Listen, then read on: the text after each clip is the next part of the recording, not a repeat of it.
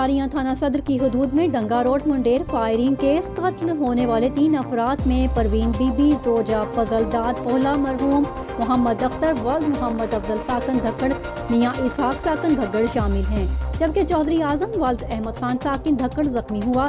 وجہ اناج پرانی دشمنی بتائی جا رہی ہے۔ مقتولین قتل کیس کی پیشی بھگت کر واپس اپنے گاؤں موزہ دھکڑ جا رہے تھے کہ پہلے گھات لگائے ملزمان نے کار کو سڑک کے درمیان روک کر اندھا دھند فائرنگ کر دی۔